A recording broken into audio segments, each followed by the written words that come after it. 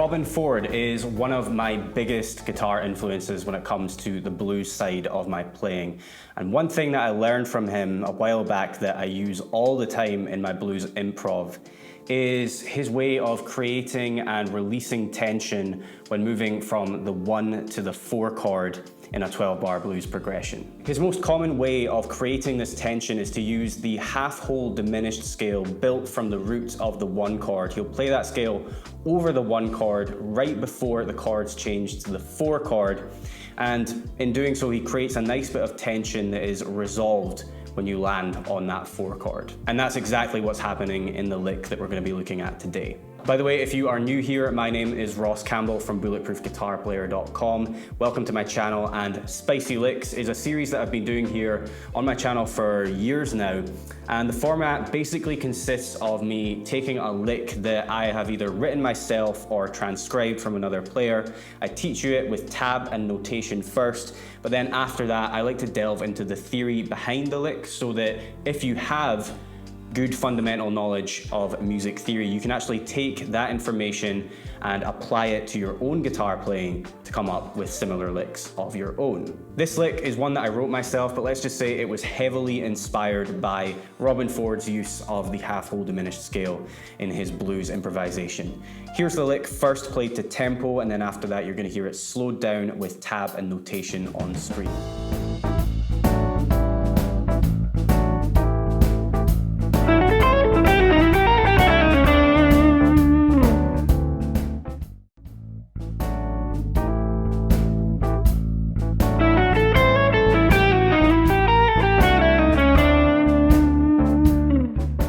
Explain the theory behind this lick, I'm going to break it down into 3 parts. So the first part, we're going to look at what the half-whole diminished scale actually is, look at the construction of that scale. In the second part, we're going to talk about outside notes when playing this scale over unaltered dominant 7th chords. What notes in this scale could actually be considered outside, and what are the notes that create tension?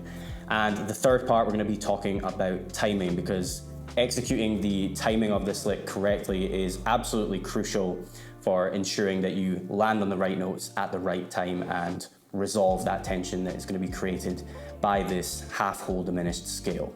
The diminished scales, plural, there are 2 of them, are symmetrical scales, and the 2 types are half-whole and whole-half. The one that we're using for today's lick is the half-whole diminished scale. Now, I said that they are symmetrical scales, and what do I mean by that? Well, my understanding of what a symmetrical scale is, it's just one that consists of a repeating pattern of intervals. So the repeating pattern of intervals for the half-whole diminished scale is a half step followed by a whole step. So a half step followed by a whole step, or a semitone followed by a tone. You play that on and on and on from octave to octave. So what that would look like on one string, if we're playing the A half-whole diminished scale, you'd start out with a half step, then a whole step, and then you repeat that pattern on and on and on until you reach the root note an octave higher.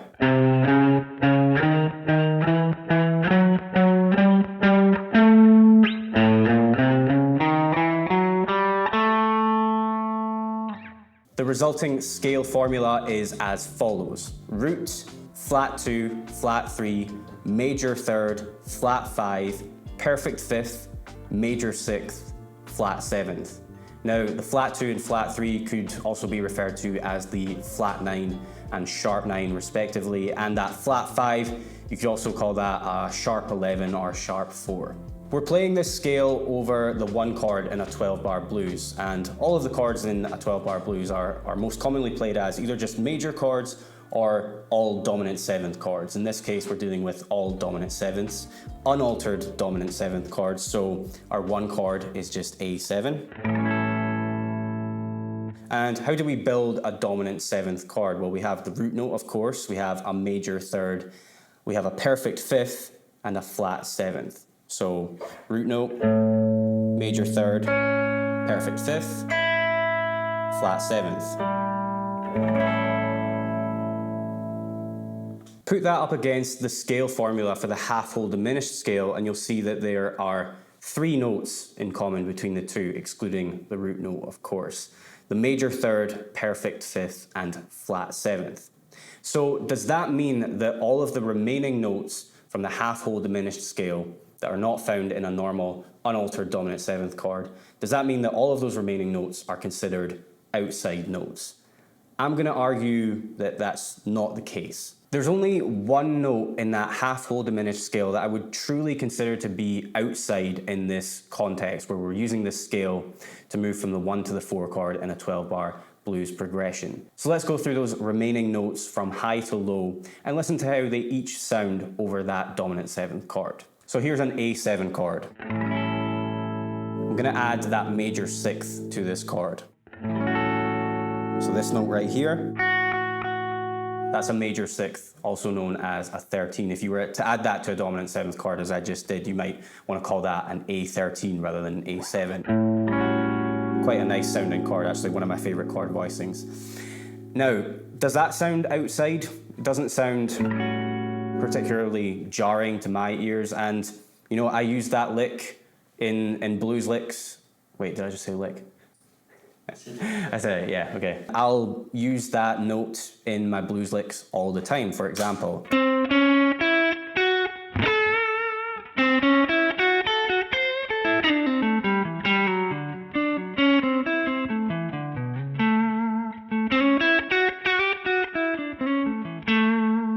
So that major sixth sounds perfectly normal to my ears. It doesn't sound jarring or outside at all.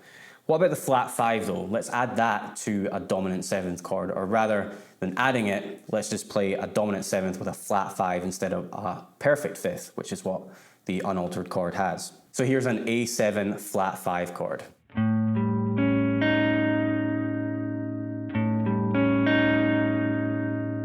So that chord that I just played for you there, an A7 flat 5, that is a type of altered dominant chord.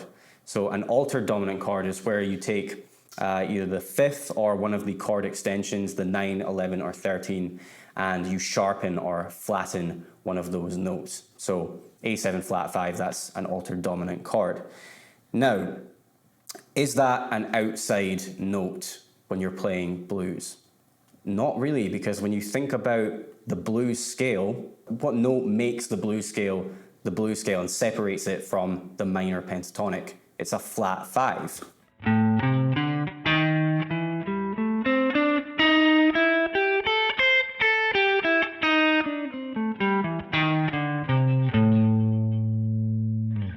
This is, of course, another note that gets used in blues licks and blues solos all the time.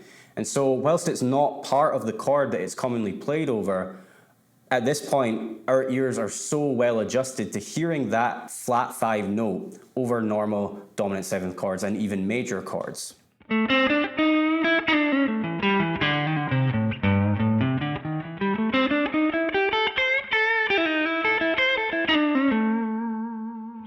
Let's now look at the flat third, which is another note from the half-whole diminished scale, which is not part of a normal dominant seventh chord, because as we know, dominant seventh chords have a major third, not a flat third. But anyway, let's add that to a normal A7 chord.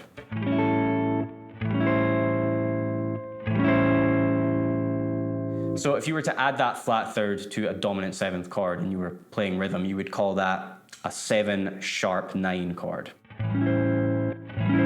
This would be another type of altered dominant chord. And fun fact, if you play this voicing of a 7 sharp 9 chord, that's what guitar players call the Hendrix chord. But you're watching this, you're probably a guitar player, so you probably knew that already. But if you were to play that note over a normal A7 chord in a blues context, would it sound outside? No, not really, because that note is also part of the blues scale and it's also part of the minor pentatonic, which are scales that, again, we use in blues solos all the time. So even though that flat third is not part of a dominant seventh chord, dominant seventh chords have major thirds, it doesn't matter. Our ears are so well adjusted to hearing that note played over this chord.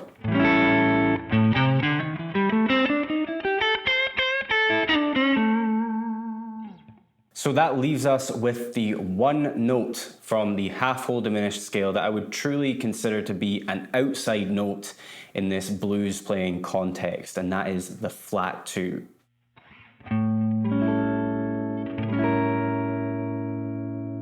So if you extend a dominant 7th chord to include that flat 2, you would call it a 7 flat 9 chord, because the flat 9 is just another name for the flat 2. Is this a note that is found within the blues scale, the minor pentatonic, the major pentatonic, mixolydian, any of the scales that all blues players use in their solos? No, it's not found within any of them. So when you hear that flat 2 over a normal dominant 7th chord, it sounds really quite jarring, and it does sound like an outside note, and it's creating a lot of tension that needs to be resolved. So going back to the lick, I actually only play that flat 2 or flat 9 at one point in the lick. You know, the first part of it, those notes are certainly within the half-whole diminished scale, but the way that I'm phrasing them, you know, it just sounds like a regular blues lick. You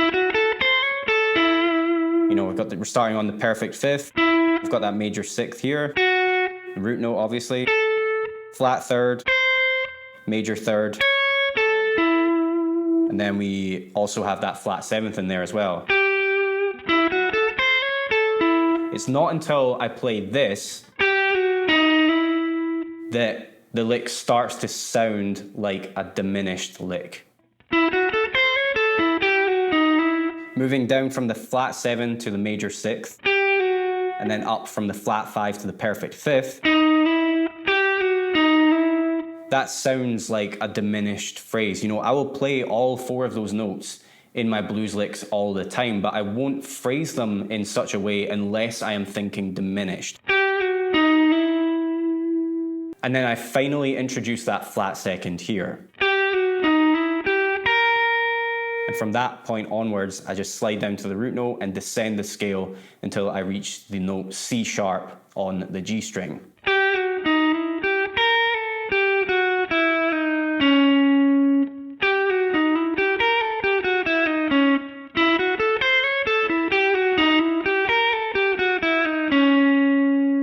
And when I introduce that flat 2nd, in my opinion, that's peak tension at this point in the lick. You're begging for that to be resolved to something, because it just sounds so ugly and it needs to resolve to something nice. Now, what's the 4 chord in this key? We're in the key of A.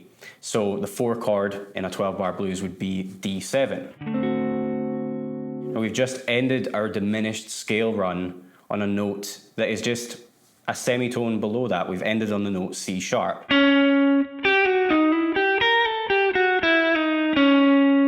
So it's almost too easy to resolve that by just sliding up 1 fret to the root of the 1 chord, and that's exactly what I do.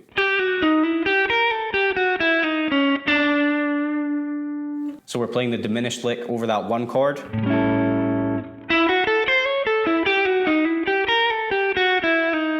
And resolving it right on beat 1 when the chords change to D7.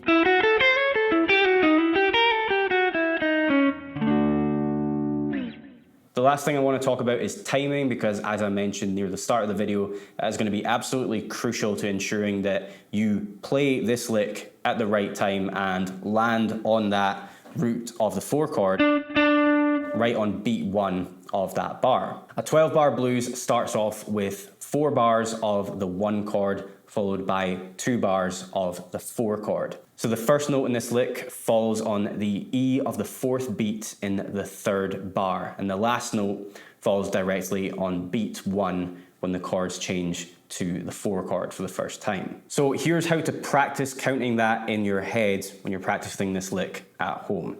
1E and a 2E and a 3E and a 4E and a...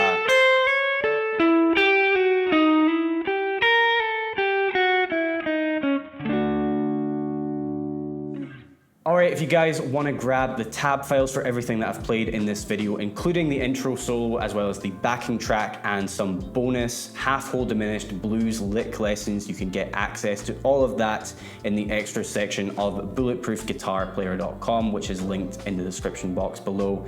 Thank you so much for watching this video. If you liked it, please give the video a like, share it with your guitar playing friends, click subscribe for more, and I will see you in the next one.